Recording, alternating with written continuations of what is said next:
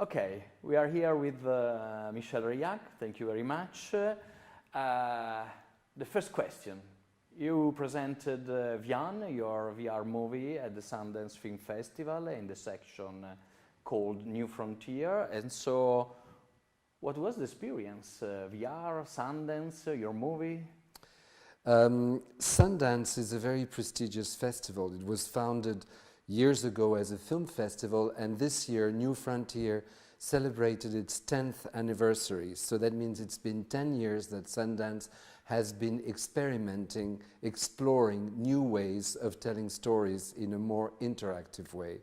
Last year, in 2015, they started showing the first VR films, the first VR pieces at New Frontier, which was a huge success that introduced the whole notion of VR to the film world. And this year they decided to dedicate the whole New Frontier section to virtual reality. There were 30 films and about 12 installations. And the experience was extremely interesting because by being at Sundance, you have the advantage of the prestige that is attached to being there, which is always very good, very nice, because people's perception on your film is improved because they consider it a sign of quality. And at the same time, the festival is a very small festival in a very small town. It's a very there's just one street, Main Street. There's a couple cinemas and a couple buildings where you can see things, but everyone is there. All the head executives of Google, Amazon, Apple and Facebook come to Sundance to see new stuff. So it was very impressive for the 5 days that I was there to be able to meet these people and to show them the work. So it was a very positive experience in the sense of connecting with the world of Silicon Valley and all these big companies that are now getting involved in producing content. So it's a very special place in the sense that it's small and yet huge in terms of networking and impact. And about Vian, could you tell us something about the production process? Vian was really an independent production. I produced it entirely myself. It was a decision that I made that I wanted to try an experiment on filming intimacy and seeing what happens when you, as the viewer, you are acknowledged by the performers by having them look at you all the time. During the shoot, I wanted them to look at the cameras all the time. And what was interesting is that they didn't really know how to do this because it was filmed with 14 different cameras. So they kept saying, but which camera should I look at? You know, there are 14 cameras, and they were a bit lost. So we experimented with that, and I wanted to see in the final result how it would feel for the viewer to be taken into account by the performers. And the second thing I wanted to experiment with it was visual effects, where I wanted to twist the perception of space by shifting the top becoming the bottom, by having the whole space turn in 1 minute. And what would happen if I duplicated all the bodies of the performers all over around us, see if it was too much or if it was okay. So it was really an experiment, and it was 4 weeks altogether between the shooting, which was just 1 day, and about 4 weeks post-production. So it was a very pleasant surprise that at the end, the result of this experiment became a film that was that is now going to the different festivals. After Sundance, it was in Berlin, and it's going to be in the Cannes Film Festival in May before others. And what are your next projects about VR? I have small projects and one big project. The small projects I'm going to be working with musicians to start doing a series of VR music videos, which I'm very excited about because I think there's an incredible creative potential with music. And another thing that I'm working right now on is for a big company that makes mainstream short programs like hidden cameras and video gags. And they've asked me to design for them concepts for 3 minutes videos of comedy for the Chinese market, which I find very strange because it's nothing that I have done. But there's a very big demand in China for VR right now. And they're the market that are ready to pay for this in a massive way. So I'm going to experiment with this. These are the small projects that I want to do for myself, and small research projects, you know, with this camera that I carry in my pocket. It has 2 cameras, one here, and we can pull it off and film very easy. This is the camera we are using to record this. The bigger one is called Wait For Me. It's an interactive series, which will be 9 episodes of 12 minutes each. A series for television? For television and the web, so a traditional series. But in order to watch it, you will have to download an app on your phone, which will transform your phone into the replica of one of the characters' phone in the series. So on your phone, you will get all the information that the character gets on his phone. And so in order to see the series, you will constantly have to go back and forth between the screen and your phone. At the end of the series, this app will unlock access to a VR film, which will be longer. It will be 40 minutes, which will provide the experience, the inner, intimate experience of the same character whose phone we have, as he goes through surrealistic experiences. Okay. And who's the producer? I am a broadcaster? So we were just turned down by ZDF in Germany, and we are now negotiating with French, Belgian and German other broadcasters, but it's too early to say. It's a bigger project this time. It needs a lot more money because there will be a lot of visual effects, and we are hoping to shoot it at the end of this year. I was hoping to shoot it now in March 2016, but I think we'll be ready at the end of the year. But the broadcasters are interested in VR now? Yes, broadcasters want to get involved in VR now. Arte, for instance, in France, has opened a 360-degree channel where you can see the VR content in 360 degrees. But I'm not so excited about it because for me, the experience of VR is with the gear, is when you watch it and you see nothing else around you and you just look with this all around. That's virtual reality. That's what is immersive. If you watch the same film you would watch on this on a 2D screen and you can swipe and you can turn 360 degrees, it remains an experience in 2D. That's not VR.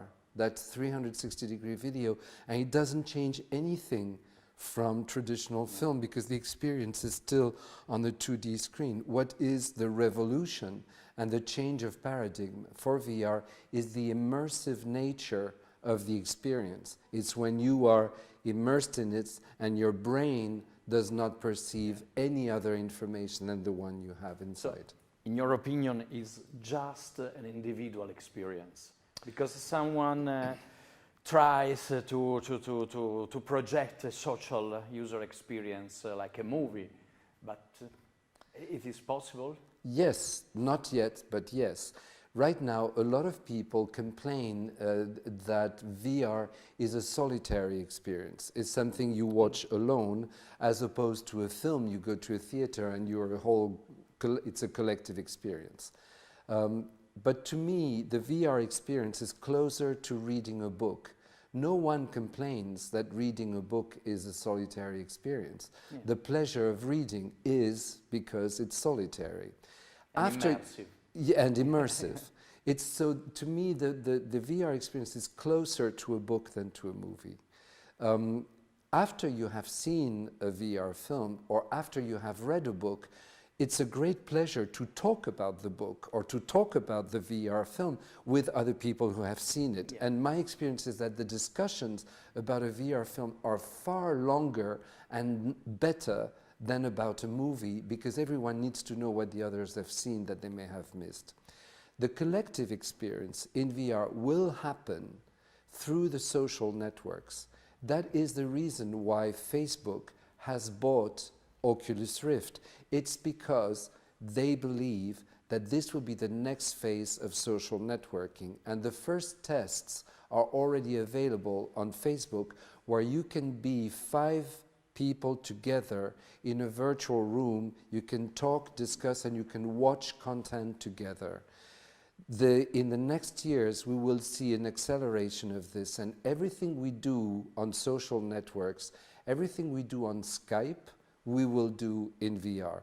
So you can be in Torino, I can be in Berlin, and we can be together the same way we are with Skype, except we will be like we are now, or on a beach in Hawaii if we want. Zuckerberg in Barcelona talked about VR like a social platform. That's so what space it is. For discussions, etc. So it's very interesting. That's what it is. It's also scary. It's because also scary. There's this awful picture that was taken of him walking, smiling, and there's 100 of people with very sunny and smiley, and everyone.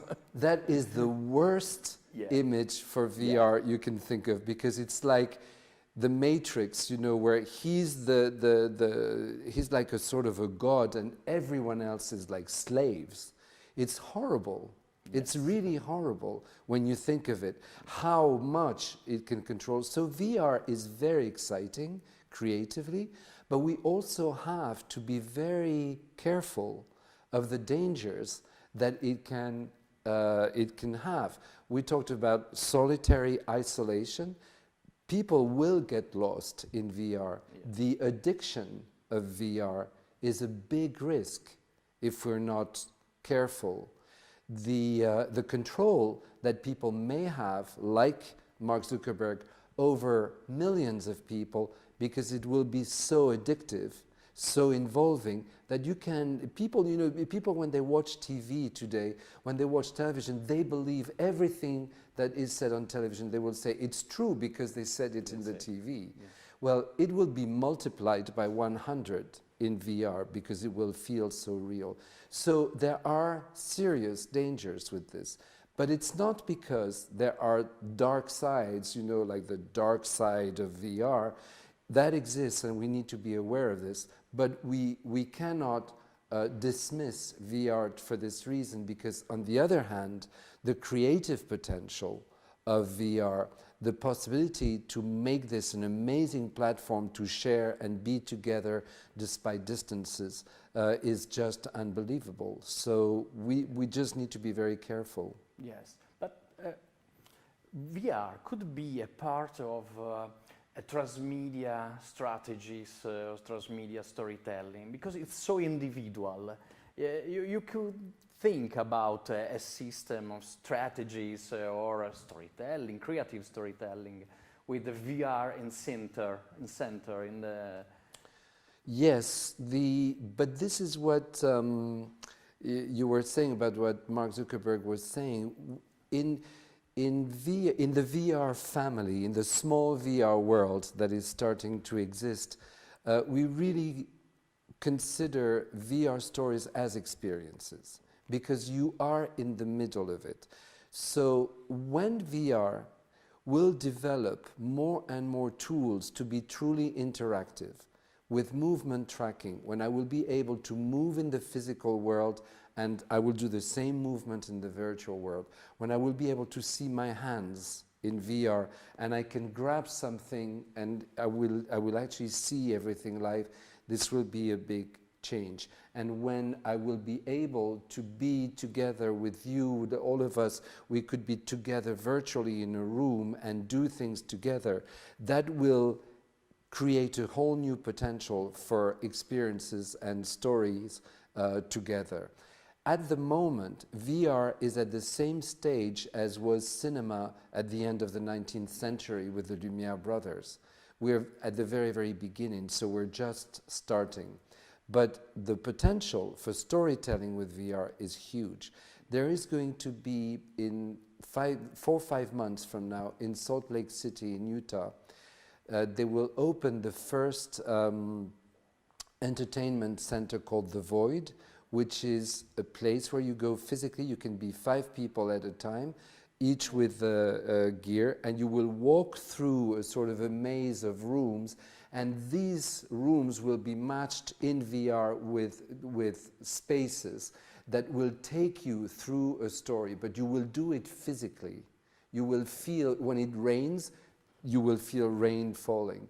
When you are going through a corridor with spider webs, you will push, there will be like threads falling from the ceiling, and you will push them and you will feel like you're going through the spider webs. So the potential for experiencing stories is, we have not even begun to imagine it.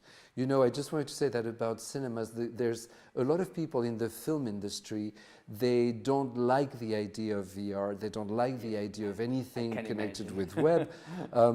As a revenge, the VR family does not talk about movies anymore, we call them flatties. Flatties because they're just so flat, you know. So it's there's a little war going on, you know, right now between movie people and VR people. I come from the movie world and I love movies. I am now in the VR world, so I see myself as a bridge between the two. So I think it's funny, but there's a lot of resistance in seeing this happening. But at the same time, there are more and more directors and producers in the film world who are starting to be interested because they see the creative potential. Okay, I read that Steven Spielberg maybe could be the first very big director. Yeah, he has announced his next movie is going to be for VR only. You will not completely. But 1 hour, it's very difficult. 1 hour and a half. 1 hour and a half. Yes, but when it's done, this will be in about 1.5 years. We believe that the technology will have improved so much that it will be possible.